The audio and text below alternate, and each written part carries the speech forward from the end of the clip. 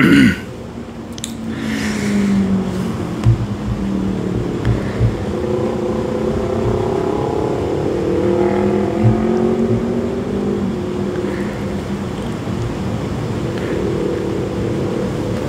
Assalamualaikum warahmatullahi wabarakatuh. Saudara sekalian, everything in order now. Kita nak mulakan secepat mungkin. Apabila anda bersedia, saya bersedia. Okay, like the Chinese old philosophy mengatakan, apabila anak muridnya sudah bersedia, cikgu akan keluar. Maksudnya, when the student is ready, the teacher will come. So insyaAllah saya juga masih belajar dan saya mengharap saya boleh kongsi apa yang saya belajar untuk anda, sebab malam ni adalah satu topik yang mustahak, bukan saja untuk para wanita tetapi untuk para lelaki yang ada isteri dan juga ada ibu, ada anak perempuan, adik-beradik perempuan. Zaman sekarang ni terlalu banyak dan terlalu ramai lagi. Kita anggapkan lagi moden rupanya. Kalau sepatutnya lagi pandai, lagi pintar manusia, saintis, patutnya lebih lega penyakit. Tapi penyakit yang dinamakan breast cancer ataupun kanker payudara ini masih berleluasa. So kita nak tanya dan kita nak fikirkan sendiri dan kita bertafakur malam ni, kenapa benda ni masih lagi begitu tinggi dan apa cara mestinya ada solusi yang lebih wajar kita ikuti. Baik, kalau dah semua bersedia. Assalamualaikum warahmatullahi wabarakatuh. Maznah, Cik Kia apa ada? Nora Kalisha, Ferry Faizal, siapa lagi? Nur Mafa, siapa? Junaida. Okay, good. Okay, Nur Laili pun ada. Baik, terima kasih kerana sudi join. Saya mendoakan anda semua satu keluarga sihat walafiat. Dan sambil itu, kita yang sihat ni harus kita mendoakan kepada mereka yang tengah diduga, terutama sekali yang tengah ada stage 2, stage 3, stage 4 terutama sekali. Malam ni kita fokus pada bukan kanser yang biasa-biasa you dengar, ataupun yang you rajin tak takut. Sebab yang ni bukan rajin tak takut macam mana. Kalau dengar macam katakan prostate cancer tu masih lagi banyak peluang. Kanser kolon pun masih peluang. Tetapi penyakit-penyakit seperti breast cancer, seperti penyakit blood cancer, betul tak? Ini liver ataupun lung cancer cukup merisaukan sebenarnya orang macam saya lah. Sebab kita pernah kena blood cancer tu, kita very careful. So kita boleh faham malam ni adalah sebahagian daripada dalam bulan dinamakan Breast Cancer Awareness Month. Maksudnya bulan kesedaran kanser payudara. Saya tak tahu kenapa dia pilih bulan 10. Tapi yang sebenarnya tiap-tiap bulan, tiap-tiap hari kita kena berwaspada. Sebab dalam dunia ini setiap tahun 1 million rakyat meninggal dunia disebabkan oleh breast cancer. Wanita lah kan, selalunya ada lelaki tapi jarang-jarang. Okay, so kita ambil 99% tu adalah wanita. Dan di Malaysia masih lagi nombor 1 kalau ditafsirkan dari sudut kanser. Of course, heart attack masih lagi nombor 1 pembunuh ataupun membawa maut, tetapi itu sebagai keseluruhan. Tapi kalau kita ambil kanser dan kita ambil wanita, maka breast cancer masih lagi nombor 1 di Malaysia. Di dunia, cancer of the breast nombor 2. Nombor 1 kalau dari sudut cancer, cancer of the lung masih paru-paru masih lagi nombor 1. Boleh? Okey, dan berapa orang wanita, setiap berapa orang akan seorang tu, statistik mengatakan kena berapa orang? Cuba teka. Dulu saya dah cerita ni bukan pertama kali saya keluar cerita breast cancer. Jawapannya cepat. Siapa boleh teka? Setiap 4 orang ke? Setiap 10 orang ke? Cepat. Siapa boleh tulis kat situ? Agak-agak tak apalah. Setiap, kalau you tengok kiri kanan dalam rumah sekarang ada 4 orang wanita. Contoh, bukan kita minta siapa kena dulu, tapi ada tak risiko nak kena? Berapa orang? Jadi kalau family you ada 8 orang, dengar sini, 8 orang wanita, seorang akan kena breast cancer. Itu dia punya statistik. Bukan berarti you akan kena, family you akan kena. Tetapi elok juga kita mengambil iktibar daripada statistik ni dan kita berhati-hati. Okey. Saya selalu kata tak payahlah jadi macam Angelina Jolie yang membuang breastnya sebab dia dah pergi buat test. Kita nak buat test pun kat mana kita nak pergi buat test kan. Tetapi zaman sekarang itu yang topik yang mengatakan apakah harapan terkini untuk orang yang kena breast cancer, sebab dia masih lagi nombor 1 killer untuk wanita dari sudut kanser di Malaysia. Alright, so kalau kita dah tahu 1/8 yang akan kena breast cancer, maka kita kena hati-hati sebab this is almost more than 10% of wanita, dan dia tak kira belasan tahun ataupun atas daripada 40 tahun masih lagi boleh kena. Dan asal usulnya kanser ni ada berbagai sebab utama, dan anda pun dah tahu kalau nak ada harapan terkini pun kalau dia punya punca sebabnya belum kita selesaikan, dan selalunya sebab-sebab inilah yang kena orang kata bersihkan dahulu kalau kita tengah kena kanser pun. Contoh, kalau kita masih lagi katakan suka gula, tak boleh baik, confirm. Okey. Sebab apa? Kanser secara menyeluruh, bukan breast cancer saja, dia makan gula. Itu baja dia. Faham? Okey. Lepas tu kita masih suka ambil yang saya kata susu zaman sekarang atau daging-daging berat zaman sekarang. Kalau tengah kena kanser, 3 perkara ni harus dinyahkan dahulu. Saya kata apa? Gula, yang nampak tak nampak. Okey, yang penting yang tak nampak tu. Nombor 2 ialah susu yang zaman sekarang punya, bukan susu kat kampung tu. Okey, dan satu lagi ialah zaman dah pakai growth hormone, antibiotik, banyak binatang, ayam, itik, kambing, lembu, semua tu. Okey, so kena hati-hati. Right? So tinggal apa aje? Kalau tinggal sayur pun kejap lagi you dengar. Sebab itulah harapan terkini sebenarnya ada, tapi cukup mencabar. Contoh, kita yang tak isap rokok tu alhamdulillah. Kalau yang isap rokok, confirm lagi satu isu yang nak kena diselesaikan dulu. Okey, sebelum saya bagi formula-formula terkini, terbaru, anda bersedia nak ambil nota tu, betul tak? Mesti you orang kata apa, orang panggil teruja lah, nak tahu apa yang terkini kan. So kita bagi, tapi tak guna kita cakap yang terbaru. Yang lama, yang basic, dasarnya belum dibetulkan lagi. Contoh, kegemukan didapati mereka. Kalau you dapat koktail baru, malam ni saya bagi formula baru pun, tapi kalau you masih lagi tak turunkan berat badan, antara penyebabnya, jangan main, ada kaitan dengan hormon. Nanti kita cerita apa nama hormon tu. Tapi awal-awal lagi, kalau mereka yang tinggi dengan gula tadi, yang hormon pertama ialah dinamakan insulin. Baik, saya bagi teruslah nama hormon yang terlibat secara besar-besaran dalam penyakit cancer of the breast ni ialah nama apa? Cepat.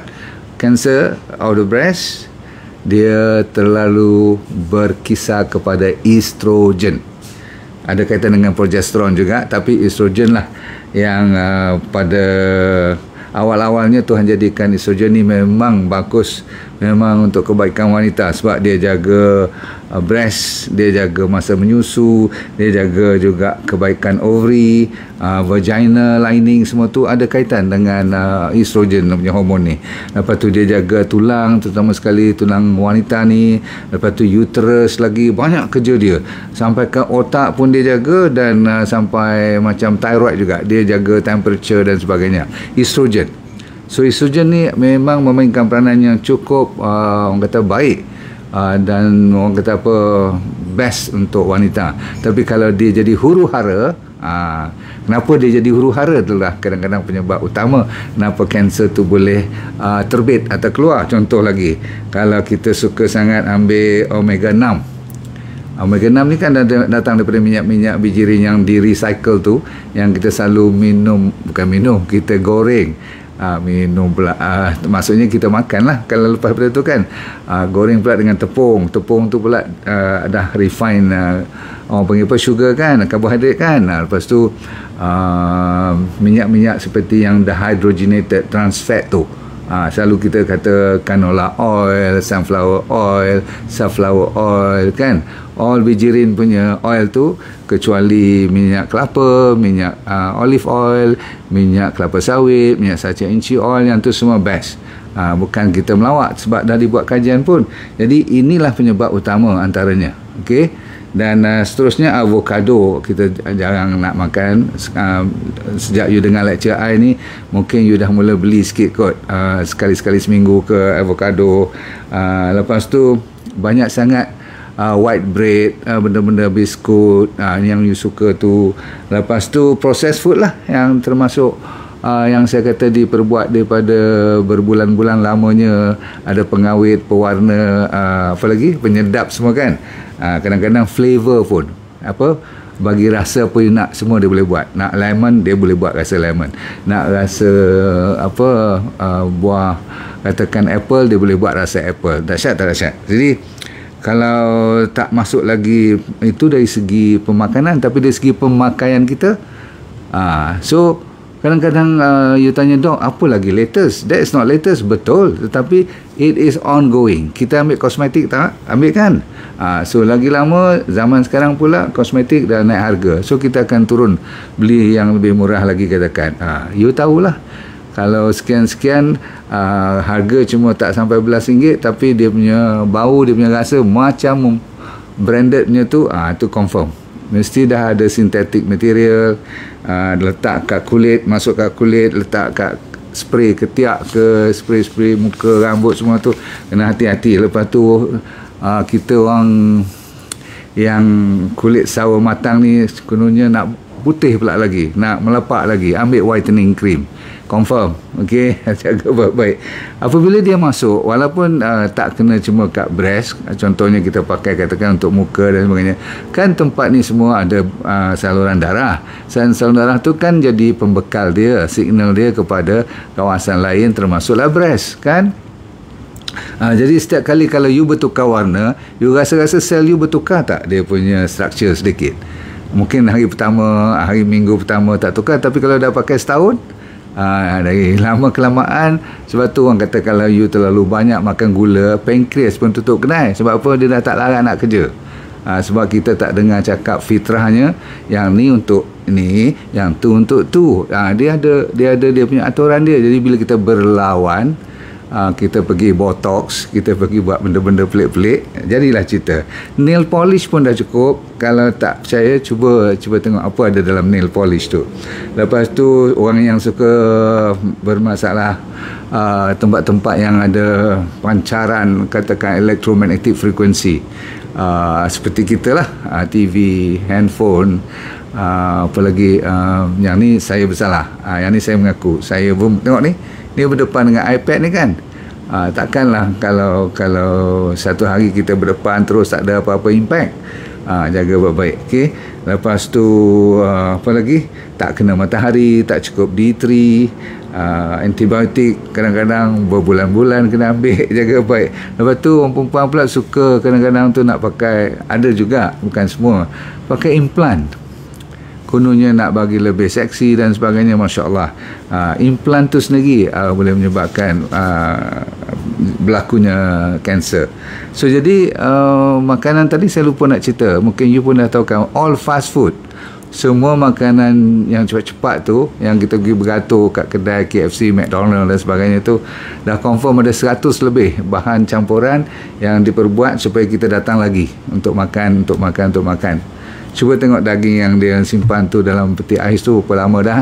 Cuba tengok apa ingredient yang ada dalam tu. Tak kira lagi french fries, antara penyebab utama penyakit berlaku, kalaupun tak kanser.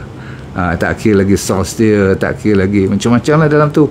Jadi kalau kita sebut macam orang kata apa, fasi sangat lah, yang tu tak boleh, ni tak boleh. Tapi itulah dia. Kalau kita masih lagi suka benda-benda yang seperti makanan dalam plastik contoh, cukup lah. Tak usah cerita fast food yang moden-moden ni, cerita kat kedai mamak punya style cukup. Yang kita ikat dengan straw semua tu, tolong beli kat kawan lagi, panasnya 100 degree centigrade lebih, plastik tu tinggal sikit lagi degree je, dia dah relai, dia dah cair dah. Tapi nasib baiklah takat temperature yang mamak bubuh air panas tu, teh tarik panas tu, dia belum lagi cair. Kalau nak ikut dah orang kata apa, terkorek dah BPA tu. Tahu BPA, bisphenol A tu, yang menyebabkan kanser tu BPA lah kan, semua tahu. ataupun pernah dengar ataupun teringat kembali bila saya cerita ni. Sebab tu bila kita bubuh makanan panas-panas dalam styrofoam, bila kita goreng dalam teflon yang orang kata non-stick punya plate dulu kan, zaman-zaman dulu, sekarang baru dia takut bila kita dah tahu cerita. Dulu dia ingat consumer macam kita ni boleh diperbodohkan. Rupa-rupanya itu penyebab kanser tu, yang pelapik yang tak bagi lekat makanan masa kita goreng telur dan sebagainya tu, faham tak? Jadi jaga baik-baik tuan-tuan sekalian.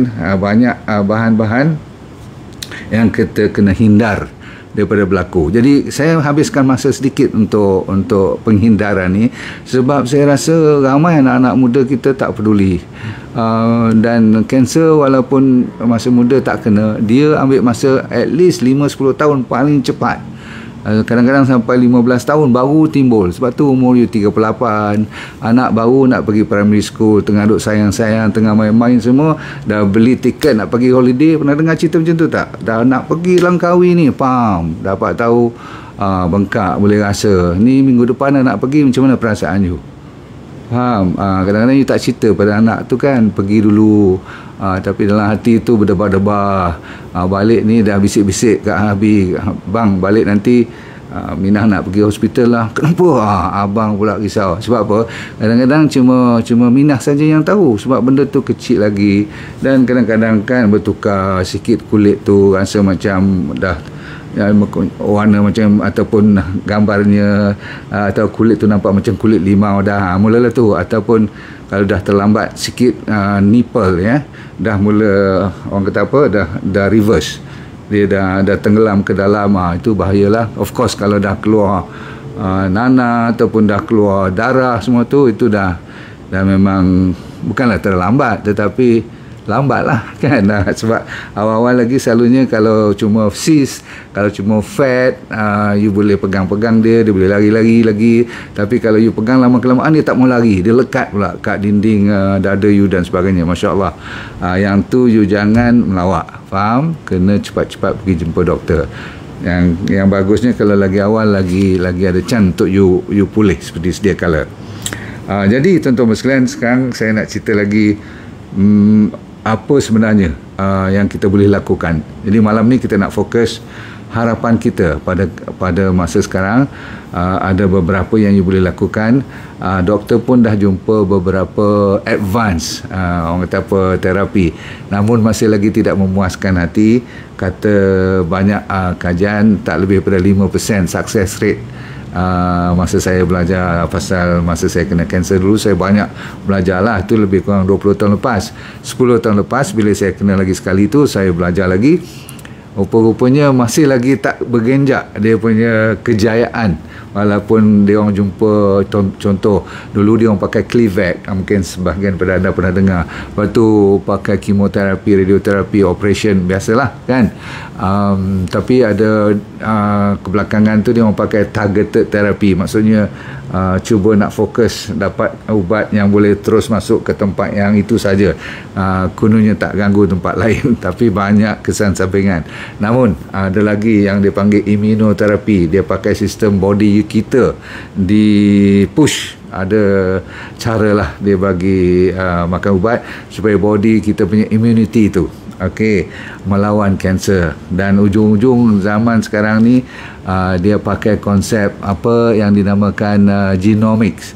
Maksudnya dia ambil darah kita sekarang ni, dia dah boleh check tumor marker ataupun tumor punya sel tu. Dia tengok genetic factor kat situ, dia boleh keluarkan database.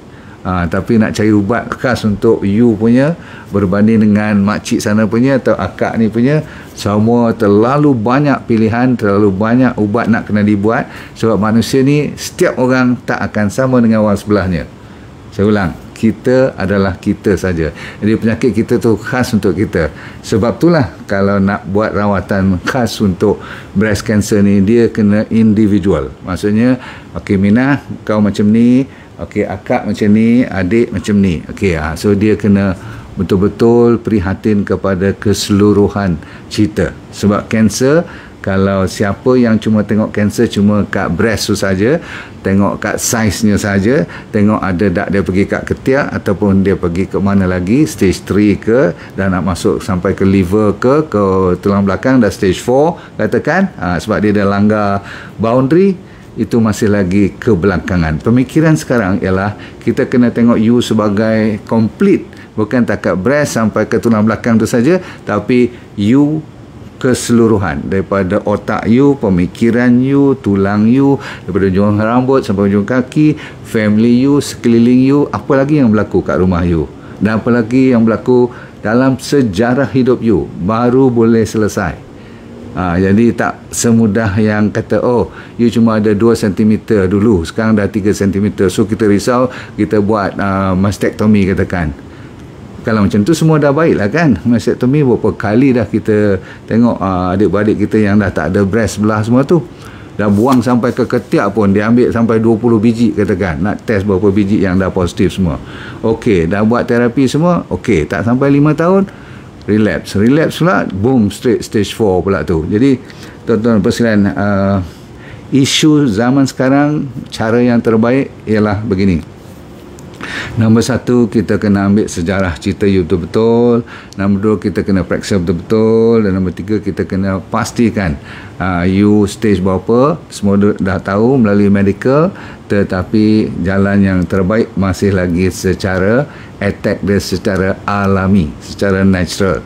Bila natural tak baik sahaja, barulah kita kombinasi. Saya ulang, kombinasi. Kita tak akan tinggal secara alami. Sebab apa? Secara alami inilah yang sebenarnya modern medicine cuba ikuti. Sebab tu dia kata nak tingkatkan immunity. Nak tekan immunity tu nak pakai askar mana? Kalau askar daripada luar masuk IV drip semua pun dah dibuat kajian banyak kali, tak ada jawapan yang terbaik, maka balik-balik kepada doktor dalam badan kita lah, askar dan polis kita lah. Jadi baiklah kita cuba memperbolehkan balik yang dah mula di attack ni. Sebab apa? Bila dia dah mula attack, perterampilan cuma kat dada ataupun kat breast punya tisu tu, tetapi sebenarnya itu cuma manifestasi apa yang berlaku dalam keseluruhan kompleks hidup you, dari tidur you, exercise you, makan you, silaturahim you antara suami isteri, macam mana dia punya intim tak intim dan sebagainya tu jaga baik. Okey, sama ada masalah kewangan, masalah hutang, masalah mak bapak lagi, semua tu, so masalah cerita lama lagi, macam mana tu, masalah you rasa terenaya dan sebagainya. Cerita-cerita itulah nak kena dibetul dahulu. Sambilan tu fizikal jangan kita biarkan pula. Takkan nak biar benda tu kalau dah bengkak, dah ada inflamasi. Kadang-kadang kan kalau dia boleh sampai bernanah, sampai berdarah, itu semua kena bantuan doktor juga. Kita bukan kata kita buat rawatan ni meninggalkan western, cuma ambil alami saja. Tapi saya kata tadi, cuba dahulu secara alami, sebab alami ni kadang-kadang dia lebih kuat dan natural dan kurang side effect. Itu maksud saya. Okay? Tapi kalau dah sampai tak boleh angkat tangan, dah bengkak bawah ketiak ni, itu kena dilakukan sesuatu lah secara medical. Baik, so ambil nota ni yang basic. Kita teruskan, sama ada you dah kena atau you tak kena, you wajib ambil cruciferous vegetable. Dah banyak kali saya cerita, tapi dia tidak basi cerita. Walaupun berpuluh kali orang buat cerita, kalau dia tinggalkan cruciferous vegetable, dia gagal. Faham tak? Maksud saya, kalau tak ambil brokoli ke sekali-sekali seminggu, lepas tu apa lagi, brokoli, cauliflower, cabbage, gubis lah, kale, lepas tu Brussels sprout, ingat tak, broccoli sprout ni very good, very powerful anti-cancer. Lepas tu orang kata apa, lobak, keledek pun bagus, ubi keledek, tak kira lah warna ungu ke, warna orange ke, warna kuning pun tak apa. Ada orang ambil bak choy dan sebagainya, itu asas. Sebab apa? Kita dah tak boleh makan gula, tak boleh makan yang tak nampak gula tu, karbohidrat yang banyak sangat tak boleh. Lepas tu saya kata apa, susu dan daging-daging yang berat-berat. Okey, 2 kali seminggu dibenarkan ambil ikan dan telur, contoh. Itu pun untuk orang yang kena cancer stage 4, completely tak boleh makan luar pun.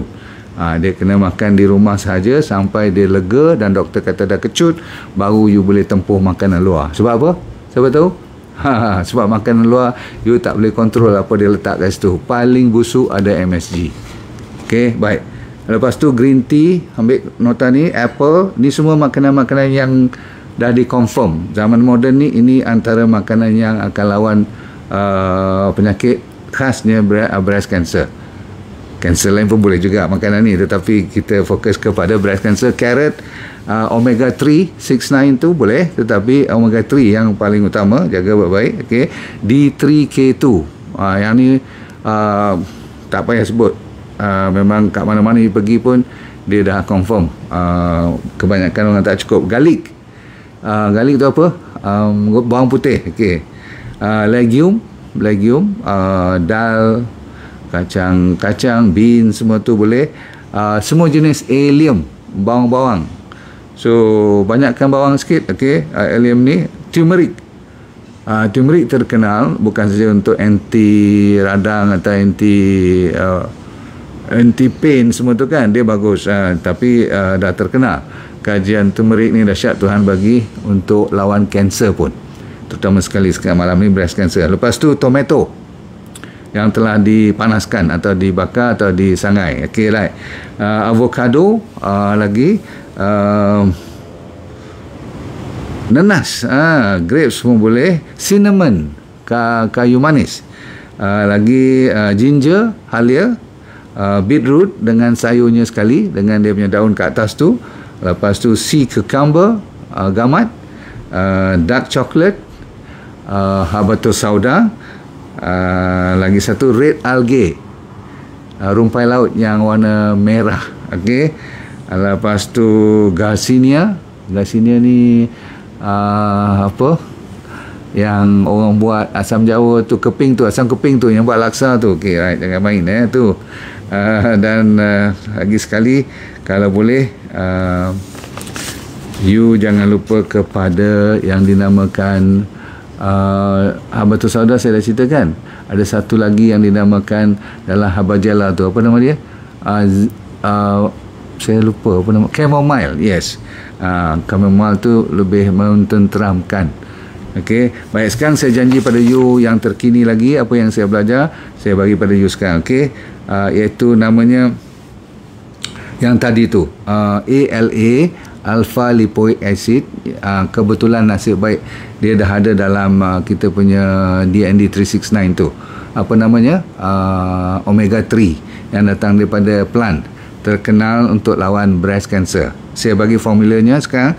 ALA ni, alpha lipoic acid atau omega 3 ni, minimum 0.4 gram. 0.4 gram tu lebih kurang satu soft gel kita cukup dah. Lepas kita punya tu 0.5 gram.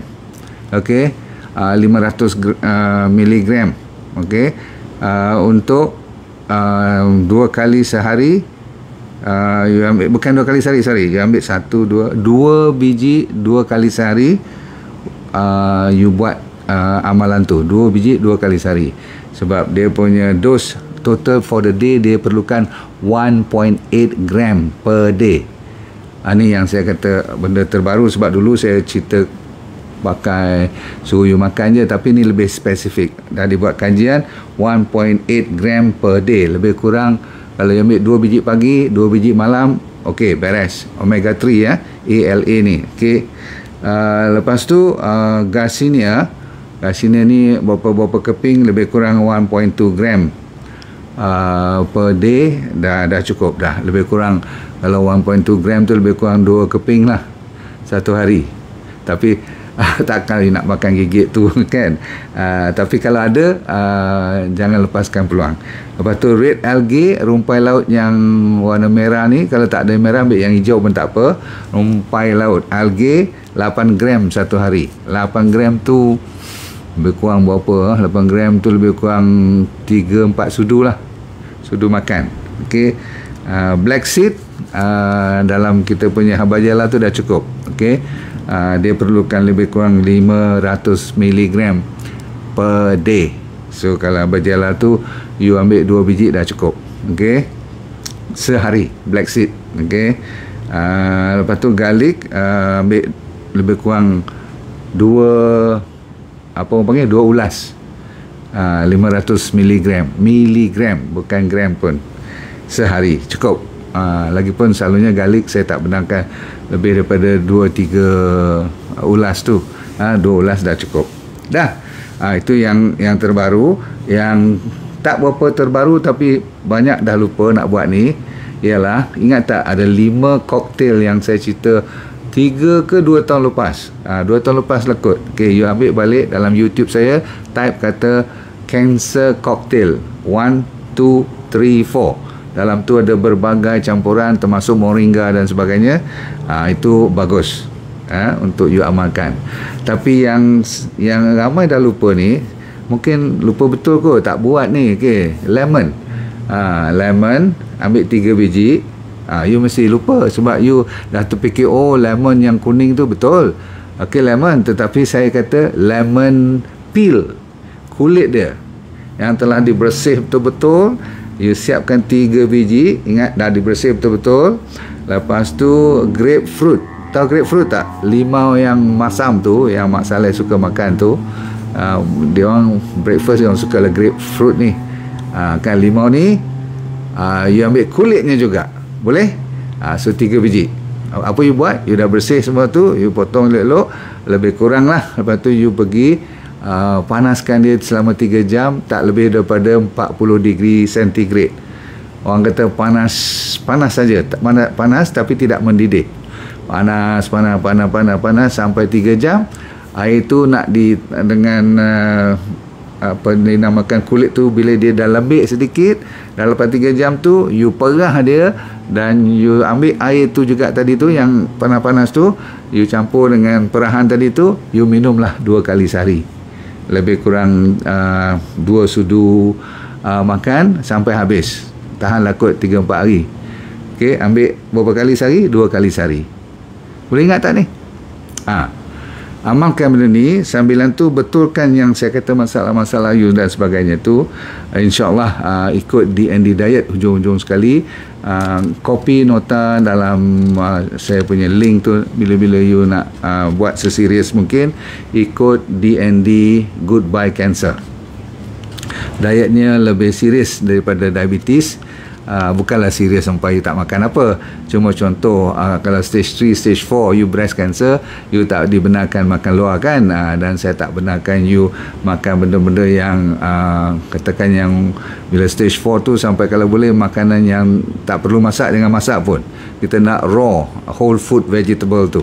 Maksudnya you jadi vegetarian lah, ataupun you jadi vegan dalam masa 2 bulan. Lepas 2 bulan you check, kalau dah kecut balik, Alhamdulillah, you buatlah keputusan lepas pada tu nak sambung atau tidak. Selalunya you akan sambung lah. Takkan you tak sayang kan. Bila you dah nampak dia berhasil, you akan bersyukur sangat-sangat. Tapi you kena sabar selama 2 bulan. Jangan dalam masa 2 hari, 2 minggu nak nampak dia kecut terus, nanti you rasa frust pula. Walaupun setengah orang dalam masa 2 minggu harus nampak sesuatu yang terbaik.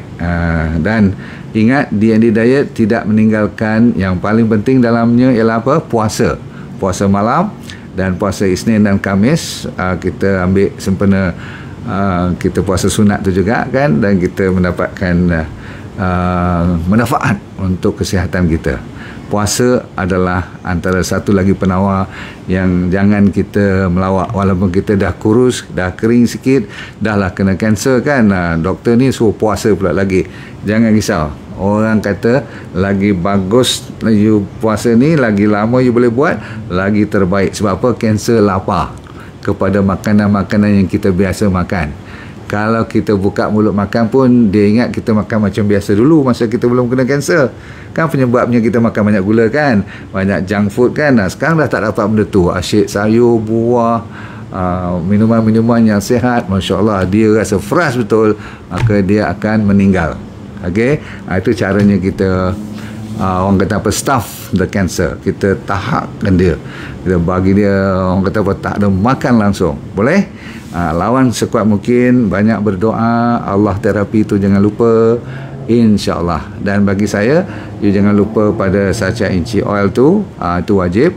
D3K tu dalam Santera tu wajib, dan Haba Jala. Sebab apa? Dia ada Habatus Sauda. Tiga-tiga ni kebetulan memang Tuhan bagi ilmu sikit kepada saya untuk kongsi sampaikan penyakit kanser. Kalau lambat nak baik ataupun dah serius sangat, tolong call klinik saya. Kita ada 2 orang doktor sekarang untuk standby. Memang kita ada suplemen yang lebih kuat untuk kanser yang dah melarat, dah tak boleh nak buat apa-apa. Doktor pun kata balik rumah je, jangan putus asa. You datang ataupun you telefon, buat appointment, kita konsultasi dahulu. Memang saya tak nak cerita lagi suplemen yang lebih kuat, sebab yang tu memang khas untuk terapi. Takut nanti you salah ambil pula. Walaupun suplemen, tapi kita kena bagi dia punya protokol dia. Yang tu kena ikut betul-betul. Boleh? Berarti kita masih ada harapan yang terkini. Masih boleh, InsyaAllah. So kita bertemu lagi di waktu yang terdekat. Jangan lupa promosi ada sikit lagi hari ni. Besok tak salah 2 ke 3 hari lagi, ada orang minta saya sambung sampai Deepavali, sebab dia kata gaji doktor baru minggu depan baru dapat. Saya cuba tanya admin tengok boleh tak. Tapi jangan lepaskan peluang. Lain pada tu ialah 29, jangan lupa kita ada carnival di mana saya nak jumpa anda. Kalau sudilah, kan, mana tahu kok lama kita tak jumpa, asyik sesawang aja, cyberspace je. 29 bulan ni pada pukul 10 pagi hari Sabtu, saya bagi lecture pukul 11. Titlenya ialah Goodbye 3 Serangkai. Siapa yang ada diabetes, high blood pressure, kolesterol, selalunya ada kaitan dengan obesiti dan penyakit jantung, datanglah ramai-ramai. Assalamualaikum warahmatullahi wabarakatuh. Dunia anda bahagia, akhirat anda syurga. Dan kita jangan lupa let go, feel good all the time. Bye.